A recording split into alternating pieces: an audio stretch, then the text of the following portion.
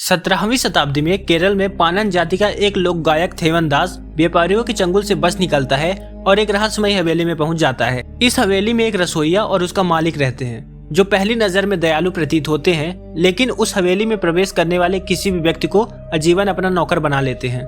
इस मूवी का नाम है ब्रह्मयुगम, जो 2024 की मलयालम हॉरर मिस्ट्री फिल्म है। इस फिल्म को IMDb पे 8.6 की रेटिंग मिली है।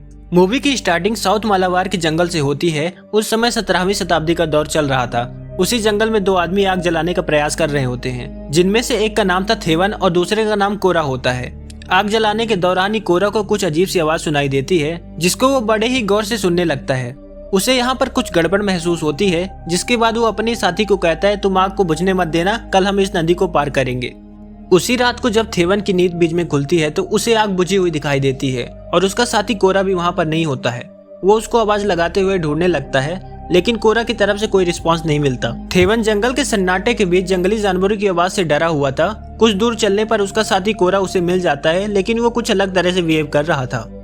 दरअसल वो लगातार एक पेड़ की तरफ देख रहा होता है। उसको इस हालत में देखकर थेवन भी उस पेड़ की तरफ देखने लगता है। तभी हम देखते हैं कि पेड़ के पीछे से एक यक्षी निकल कर आती है। इसी यक्षी को देखकर कोरा मोहित हो गया था। यक्षी चलकर कोरा के पास आती है। उसी समय थेवन कोरा को वहां से भागने के लिए कहता है, लेकिन कोरा लगातार उस यक्षी को देख रहा होता है। यक्षी गुस्से से थेवन की तरफ देखती है, जिससे डरकर थेवन वहां से भाग जाता है। उसके बाद यक्षी उसी पेड़ के नीचे कोरा का खून पीकर उसे मार डालती है। इधर अगले दिन थेवन नदी के पास पहुंच जाता है, लेकिन नदी का पानी देखकर वो बिना पार किए ही जंगल की दूसरी ओर चला जाता है, जहां उसे जंगल के बीच में ही एक गेट दिखाई देता है, जिसके अंदर थेवन बिना कुछ विचार किए चला जाता है। थेवन को अंदर खंडहर सी एक बड़ी हवेली दिखाई देती है। थेवन बहुत दिनों से कुछ भी खाया नहीं था। तभी उसे वहां पर एक नारियल दिखता है। भूख से हालत गंभीर होने की वजह से थेवन नारियल को खाने लगता है। तभी पीछे से एक आदमी की आवाज सुनाई देती है, जिसका नाम गजोधर होता है। वो थेवन से वहां आने का कारण पूछता है। तब थेवन उस आदमी से माफी मांगते हुए कहता है, मैं यहाँ चोरी करने नहीं आया, मैं नदी पार कर रहा था, लेकिन ज्यादा पानी होने के कारण नहीं कर पाया और गलती से इधर चला आया। तभी अंदर से एक आवाज आती है, कौन है? तब गजोधर अपने मालिक से थेवन के बारे में बताता है कि वो एक राहगीर है। अब अंदर से एक बूढ़ा आदमी बाहर आता है, जो इस हवेली का मालिक होता है। मालिक थेवन को अतिथि की तरह स्वागत करता है। मालिक थेवन से उसका परिचय पूछता है। तब थेवन बताता है कि वो एक गवाइया है, जो महाराज को सुबह नींद से जगाने के लिए गाया करता था। मालिक थेवन से संगीत सुनाने के लिए कहता है। थेवन का संगीत सुनने के बाद मालिक बहुत प्रसन्न होता है। तुम यहाँ खाने तक रुक सकते हो और चाहो तो इस हवेली में हमेशा के लिए भी रुक सकते हो। थेवन कहता है, मालिक मुझे हर हाल में जाना ही होगा। तब मालिक गुस्से से कहता है, सहायता अस्वीकार करना अनादर होता है। आगे थेवन स्वयं को नीच बताता है और कहता है कि अगर वो अंदर आएगा तो आप गुस्सा करोगे। तब मालिक कहता है कि वो ऊंच नीच का भेदभाव नहीं मानता। उसके बाद मालिक गजोधर से कहते, इसे अनाज भंडार के बगल वाला कमरा दे दो। उसके बाद गजोधर थेवन को हवेली के अंदर ले जाता है। हवेली के अंदर एकदम सन्नाटा पसरा हुआ था। गजोधर उसे कहता है कि वो किसी अन्य कमरे में बिल्कुल भी ना जाए। संध्या के बाद केवल एक बार भोजन दिया जाता है, साथ ही घर के दक्षिण भाग में जाना मना है। तभी अचानक ऊपर से कुछ आवाज आती है, जैसे किसी को जंजीर से बांधकर रखा गया हो। थेवन गजोधर से पूछता है, ऊपर क्या है? तो गजोधर कहता है कि इस हवेली के बहुत से दरवाजे और राह से सदियों से बंद पड़े हैं, मुझे भी नहीं पता और तुम फालतू की आवाजों में ध्यान देना बंद करो। गजोधर उसका कमरा दिखाकर वहां से चला जाता है। अब थेवन मालिक को गीत गाकर सुनाता है। गजोधर उसके लिए भोजन लाता है। संगीत सुनने के बाद मालिक उसको भोजन करने की इजाजत देता है। थेवन बहुत भूखा था। वो भोजन करने के बाद बहुत खुश होता है और कहता है, आज तो ऊपर वाले की कृपा से भरपेट भोजन मिल गया। थेवन की ये बात मालिक को बिल्कुल भी अच्छी नहीं लगी। मालिक कहता है, तुमको आश्रय और भोजन मैंने दिया तो तुम ऊपर वाले का धन्यवाद क्यों कर रहे हो? आगे थेवन अपने शब्दों पर खेद व्यक्त करता है और क्षमा मांगता है। उसी रात गजोधर भोजन लेकर सीढ़ियों से ऊपर जाता है, जहाँ से जंजीर की आवाज आती थी। इधर थेवन रात में ही निपटने के लिए बाहर जाता है। वहाँ पर उसे बहुत सारी कब्रें दिखती हैं, जिसे देखने के बाद वो डरकर वहाँ से भाग आता है। हवेली आकर वो पानी पी रहा होता है। तभी उसे उन्हीं बेड़ियों की आवाज सुनाई देती है। वो सीढ़ियों से ऊपर जाता है। वो अंदर से बहुत डरा हुआ था, फिर भी हिम्मत करके आगे बढ़ता है।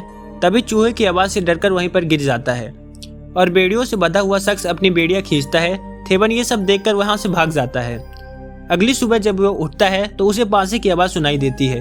वो बाहर आकर देखता है तो मालिक चौसर खेल रहा होता है। थेवन भी इस खेल के बारे में जानता था। मालिक उसको अपने साथ चौसर खेलने को कहता है।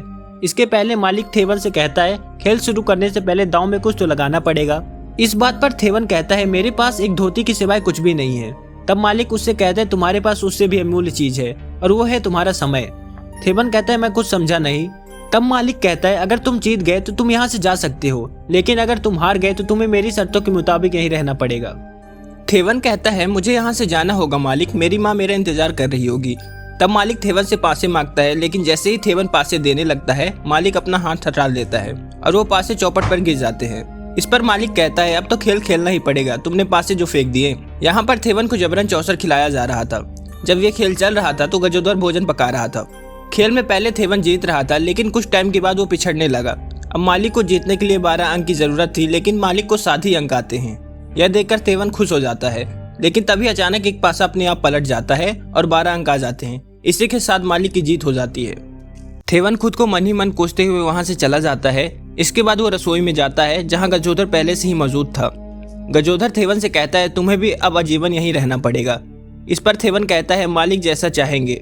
गजोदर मालिक को दुष्ट कहता है और बताता है कि जैसा वो ऊपर से दिखता है वैसा है नहीं।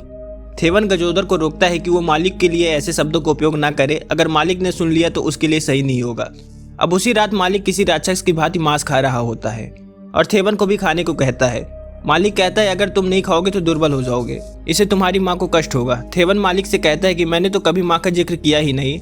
इस पर मालिक कहता है तुमने किया था, लेकिन तुम्हें याद नहीं है। आगे मालिक उससे पूछता है क्या रसोइयन ने तुमसे मेरे बारे में कुछ कहा है।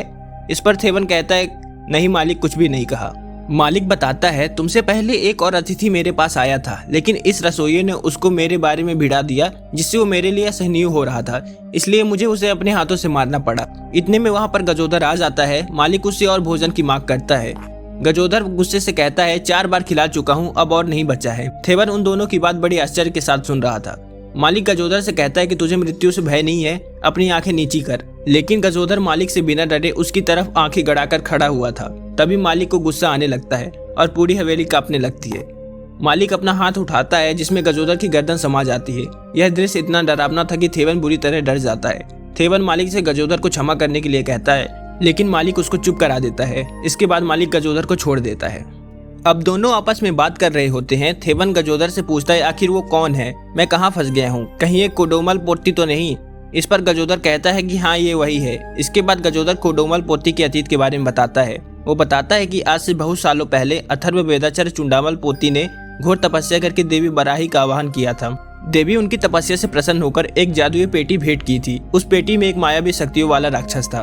देवी ने कहा था ये तुम्हारी हर मनोकामना पूर्ण करेगा, लेकिन चुंडामल पोती ने उस राक्षस को अपने बस में करके बहुत यातनाएं दी। उसे हमेशा जंजीरों के साथ बांध कर रखा। उसके अत्याचारों से तंग आकर एक दिन उस राक्षस ने चुंडामल पोती से कहा मेरे मुख में देखोगे तो तुम्हें नर्क दिखाई देगा। जब पोती ने उसके मुख में झांका तो उस राक्षस ने उसकी आत्मा खींच ली, जिससे पोती मर गया। इसके बाद उस राक्षस ने पोती के परिवार के सभी सदस्यों को मारकर इस हवेली में अधिकार कर लिया। उस राक्षस को मारने के लिए कई राक्षस उस हवेली में अपना जौहर दिखाने आए, लेकिन सबको नाकामी ही मिली। और फिर उसी परिवार का अंतिम वंशज कोडोमल पोती आया और उस राक्षस को कैद कर लिया। थेवन कहता है तो जंजीरों से बंधा वही राक्षस है। आगे गजोदर थेवन से कहता है अगर इसी तरह तुम रात में घूमे तो मुझे तुम्हारे लिए भी गड्ढा खोदना पड़ेगा। उधर वही मालिक यानी कि कोडोमल पोती अपने शरीर पर शमशान की राख लगाता है। तभी वहाँ पर यची आ जाती है।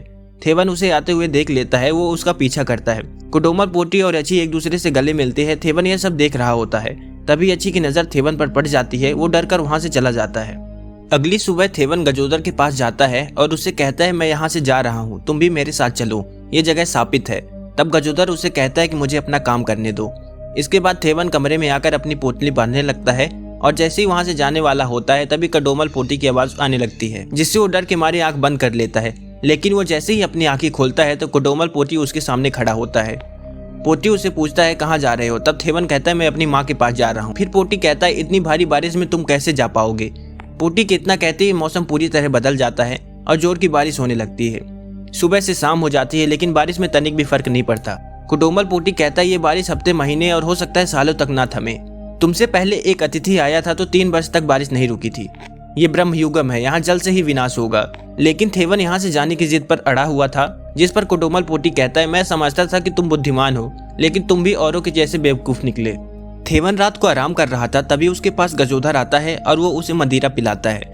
उसके बाद थेवन जब सो रहा था तो उसे बेड़ियों की आवाज आती है, जिससे वो उठकर बैठ जाता है। दरवाजे से एक राक्षस थेवन की ओर उसको खाने के लिए आता है, लेकिन तभी उसकी आंख खुल जाती है। थेवन उठकर बाहर जाता है जहाँ गजोदर एक कब्र खोद रहा था। थेवन उससे पूछता है किसके लिए कब्र खोद रहे हो, लेकिन गजोदर कोई जवाब नहीं देता, जिस पर थेवन डर जाता है और वहां से भागने लगता है। लेकिन जैसे ही हवेली के गेट के पास पहुंचता है खून की उल्टियां करने लगता है और एकदम भी आगे नहीं बढ़ पाता।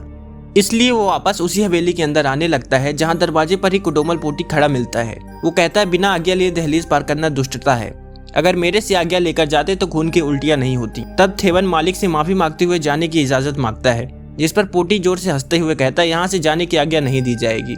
थेवन गजोदर से कहता है मैं यहाँ से नहीं निकल पाया। तब गजोदर कहता है तुम तो क्या, यहाँ से कोई भी बिना इजाजत के नहीं निकल सकता। गजोदर उससे पूछता है कि तुम्हें याद है कि तुम कितने दिन पहले यहाँ आए थे। थेवन कहता है कुछ दिन पहले। तब गजोदर कहता है कि कुछ दिन पहले या कुछ माह पहले, कोई बात नहीं, चलो तुम अपनी माँ का नाम ही बता दो। लेकिन यहाँ पर थेवन को कुछ भी याद नहीं आता है। इसके बाद गजोदर थेवन को कुछ दिखाने ले जाता है। वो उसको एक शव के पास ले जाता है और बताता है कि ये भी तुम्हारी तरह सब कुछ भूल चुका था और पागल हो चुका था, इसी की भेड़िया की आवाज तुम्हें सुनाई देती थी। थेवन जब उसका चेहरा देखता है तो दंग रह जाता है, क्योंकि वो कोडोमल पोटी का शव था। थेवन गजोदर से पूछता है अगर ये कोडोमल पोटी है तो फिर नीचे कौन है। तब गजोदर उसको बताता है कि वो कोडोमल पोटी के बेस में एक राक्षस है, उसके पास दिल नहीं है, वो एक चलती फिरती मृत्यु है, हमारे जैसी ये भी यहाँ से बाहर नहीं जा सकता। इसके बाद उसी गड्ढे में कोडोमल पोटी को दफना देते हैं। स्नान करने के दौरान गजोदर बताता है यहाँ से निकलने का सिर्फ एक ही तरीका है, यहाँ के एक बंद कमरे में अखंड ज्योति जल रही है, उसे बुझाना होगा। गजोदर आगे बताता है कि अनाज भंडार के नीचे एक द्वार है, हम उसी द्वार से वहां तक पहुंच सकते हैं, लेकिन वहां पर एक मजबूत दरवाजा है जिसकी कुंजी उस राक्षस के पास है और वो हमेशा उस ज्योति के ऊपर वाले कमरे में रहकर उसकी हिफाजत करता है। थेवन चौसर खेलने के बहाने उस राक्षस से कुंजी पता करने की कोशिश करता है। थेवन राक्षस से खेलने के लिए कहता है, लेकिन वो मना कर देता है और कहता है तुम्हारे पास दांव में लगाने के लिए कुछ भी नहीं है, जिस पर थेवन कहता है उसके पास एक कुंजी है। इतना सुनते ही राक्षस अपनी कुंजी संभालने लगता है। इससे थेवन को पता चल जाता है कि कुंजी कहाँ है। फिर राक्षस थेवन से कहता है तुम किस कुंजी की बात कर रहे हो।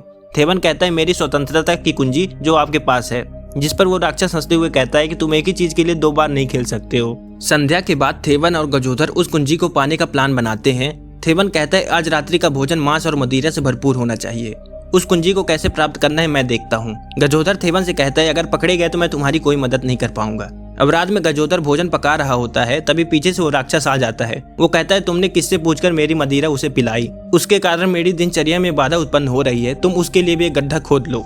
अब रात को थेवन उसको संगीत सुनाने के दौरान कहता है मुझे पता है आप मुझे तकलीफ देकर उसका आनंद उठाना चाहते हैं, मैं आपका असली चेहरा देखना चाहता हूँ। तब राक्षस कहता है समय आने पर खुद ही देख लोगे। राक्षस थेवन को मदिरा लाने को भेजता है, लेकिन थेवन को ये भूल जाता है कि मदिरा कहाँ पर रखी है। अब थेवन वही जमीन पर बैठ जाता है, तभी बाहर बारिश रुक जाती है। तब उसकी नजर पास में रखे एक चाकू पर जाती है। थेवन वो चाकू अपने पास रख कर उस राक्षस के पास जाता है। थेवन देखता है कि वो राक्षस सोया हुआ है। थेवन उसकी कमर में कुंजी खोजने लगता है। इसी दौरान वो राक्षस उठ जाता है। थेवन डर के पीछे हटता है। राक्षस थेवन से कहता है अब तुम्हारे हिसाब की घड़ी आ चुकी है। थेवन उसी चाकू से उस पर हमला करता है, लेकिन वो राक्षस उसका गला पकड़कर उसकी आत्मा को खींचने लगता है। तभी राक्षस को नीचे से कुछ आवाज आती है। वो थेवन को छोड़कर अपनी कुंजी को देखता है जो उसकी कमर में नहीं थी। तभी उसे याद आता है कि जब उसने गजोदर को पकड़ा था तब उसने वो कुंजी निकाल ली है। नीचे हम देखते हैं कि गजोदर उसी ज्योति के पास आ चुका है। अब वो उस ज्योति को बुझा देता है, जिससे हवेली के सारे दिए बुझ जाते हैं। उधर थेवन अंधेरे में ही एक कमरे में पहुंच जाता है। वहाँ बहुत सी रहस्यमयी चीजें पड़ी हुई थी। तभी वहाँ पर गजोदर भी आ जाता है। वो बताता है कि ये देवी बराही की दी हुई पेटी है। थेवन गुस्से से गजोदर का सर पकड़ लेता है और कहता है कि तूने मेरे साथ धोखा किया है। तभी कुछ अजीब सी आवाज सुनाई देती है, जिस पर गजोदर कहता है विवाद में समय व्यर्थ मत करो, अभी वो राक्षस निर्बल है, हम कैसे भी करके उस राक्षस को इस पेटी में बंद कर देंगे।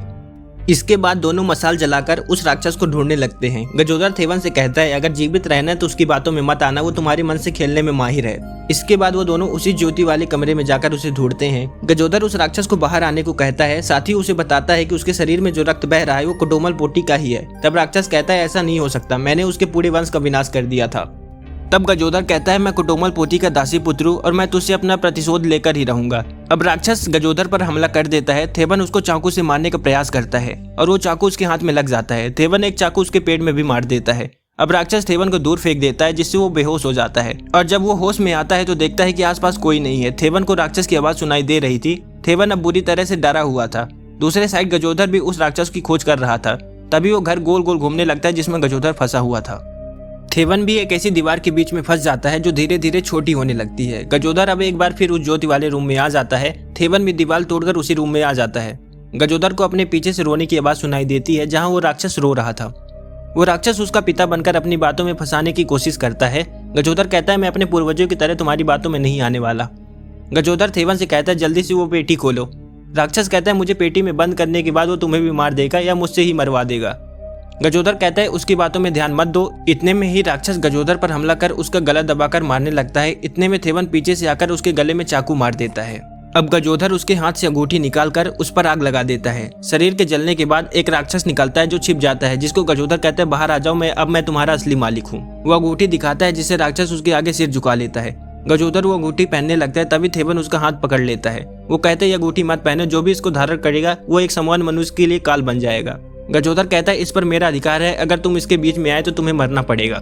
इसके बाद उस अंगूठी के लिए दोनों में हाथापाई होती है, जिससे वो अंगूठी जमीन पर गिर जाती है। अब आग लगने से हवेली का वो हिस्सा गिरने लगता है। थेवन वो अंगूठी उठा लेता है।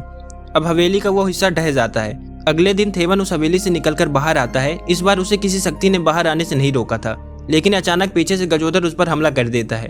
वो उसे मारने लगता है। तभी वो नोटिस करता है कि थेवन के कान की बाली दूसरे कान में कैसे पहुंच गई। गजोधर समझ जाता है घर ढहने से थेवन की मौत हो चुकी है। अब उसके भेष में वही राक्षस खड़ा है। इसके बाद गजोधर अपनी जान बचाकर वहां से भागने लगता है। तभी उसके सामने कुछ अंग्रेज आ जाते हैं। वो उन्हें मारने के लिए पत्थर उठाता है, लेकिन वो उसे गोलियों से भून देते हैं। इसके बाद वही अंग्रेज नदी पार करके उसी हवेली की तरफ जाने लगते हैं। इसके बाद हम थेवन को देखते हैं जो अंगूठी पहन लेता है और खुद को पानी में देखता है, तो उसे कोडोमलपोत्री की छवि दिखाई देती है। इसी के साथ इस मूवी का अंत हो जाता है। अगर आपको वीडियो अच्छी लगी हो तो एक लाइक करके चैनल को सब्सक्राइब कर लें, क्योंकि ऐसी धमाकेदार वीडियो लाता रहूँगा। धन्यवाद।